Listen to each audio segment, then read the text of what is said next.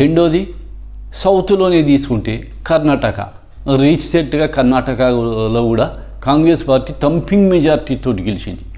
మంచి మెజార్టీతోటి తెలంగాణల కంటే కర్ణాటకలో కాంగ్రెస్ పార్టీకి మంచి మెజార్టీ వచ్చింది. ఇప్పుడు పార్లమెంట్ ఎలక్షన్లలో ఎట్లొస్తాయని ఈ ఏబీపీసీ ఓటర్ సంస్థ చెప్పింది. కర్ణాటకలో మొత్తం పార్లమెంట్ సీట్ల సంఖ్య ఉన్నది 28 ఉన్నాయి.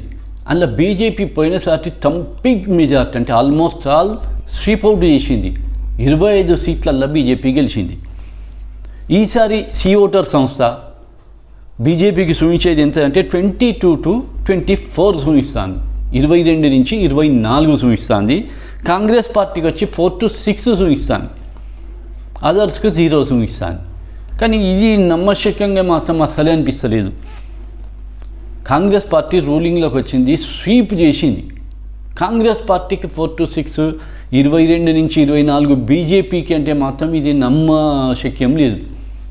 ఎందుకంటే ఒకవేళ ఇదే సియోటర్ సంస్థ అనుకున్నట్టే ఇదే రిజల్ట్ వచ్చిందనుకో ఆడ కాంగ్రెస్ పార్టీ వేస్ట్ అన్నట్టు. కాంగ్రెస్ పార్టీ అంత అసమర్థులు ఇంకెవరు ఉండరు. కానీ బహుశా అది జరగది కావచ్చు. ఎందుకంటే అక్కడ డీకే శివకుమార్ ఉన్నాడు, చాణక్యుడు. బీజేపీకి ఎట్లయితే అమిత్ షా ఉన్నాడో కాంగ్రెస్ పార్టీకి సౌత్లో ఇప్పుడు డీకే శివకుమార్. కర్ణాటకలో కాంగ్రెస్ పార్టీని గవర్నమెంట్లోకి తీసుకొచ్చింది డీకే శివకుమార్.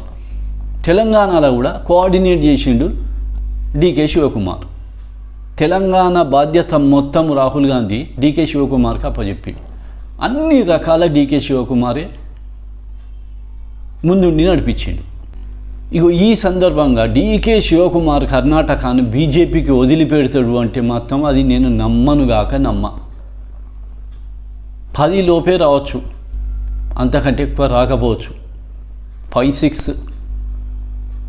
ఇక ఒకవేళ కనుక అట్లా నేను చెప్పింది కాక సి ఓటర్దే కనుక కరెక్ట్ అయితే ఇక ఆడ కాంగ్రెస్ పార్టీ వేస్ట్ అన్నట్టు, అసమర్థుడు, ఫెయిల్యూర్ అన్నట్టు.